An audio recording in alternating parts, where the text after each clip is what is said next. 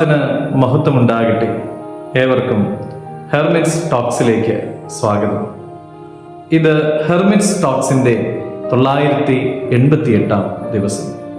ഇന്നത്തെ പ്രഭാത ചിന്ത ശുദ്ധമുള്ള മത്തായി 12-ാം അധ്യായം 12-ാമത്തെ തിരുവചനമാണ്. എന്നാൽ മനുഷ്യൻ ആടിനേക്കാൾ എത്ര വിശേഷതയുള്ളവൻ! ആകയാൽ ശബത്ത് ദിവസത്തിൽ നന്മ ചെയ്യുന്നത് വിഹിതം ആകുന്നു എന്ന് പറഞ്ഞു. മനുഷ്യജീവന് മൂല്യം നൽകിക്കൊണ്ടുള്ള യേശുദമ്പുരാന്റെ വാക്കുകളാണ് നാം ഇവിടെ കാണുന്നത്. ഒരു ആട് കുഴിയിൽ വീണാൽ അതിൻ്റെ ഉടമ നിശ്ചയമായും ആ ആടിനെ കുഴിയിൽ നിന്ന് രക്ഷിച്ചിരിക്കും.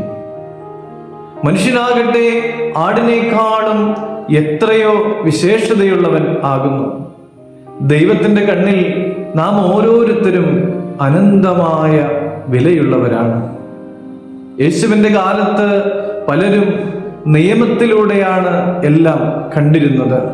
ശബത്തിൽ രോഗശാന്തി നൽകുവാനായിട്ട് പാടില്ല, നന്മ പ്രവൃത്തികൾ ഉൾപ്പെടെയുള്ളതായ പ്രവൃത്തികൾ ശബത്ത് ദിവസത്തിൽ ചെയ്യുവാനായിട്ട് പാടില്ല എന്നിങ്ങനെ. എന്നാൽ യേശു പഠിപ്പിച്ചത് നിയമത്തേക്കാൾ കരുണയും നന്മയും പ്രധാനമാണ് എന്നാണ്. പലപ്പോഴും ഞാനും നിങ്ങളുമൊക്കെ നിയമത്തിൻ്റെ കണ്ണിലൂടെയാണ് പലതും നോക്കിക്കാണുക. ഇവൻ യോഗ്യനല്ല, ഇവൾ കുറ്റക്കാരിയാണ്, ഇങ്ങനെയുള്ളതായ ചിന്തകൾ പലപ്പോഴും നമ്മെ ഭരിക്കുകയും അതിനനുസരിച്ച് നമ്മൾ പെരുമാറുകയും ചെയ്യുന്നു.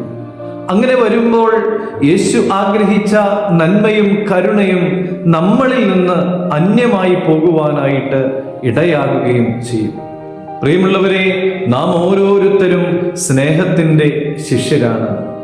ഒരു മനുഷ്യനെ രക്ഷിക്കുക, ഉയർത്തുക, നല്ലത് ചെയ്യുക, കരുണയുണ്ടാവുക തുടങ്ങിയ ചിന്തകളാണ് എൻ്റെയും നിൻ്റെയും ഒക്കെ മനസ്സിൽ നിറയേണ്ടത്.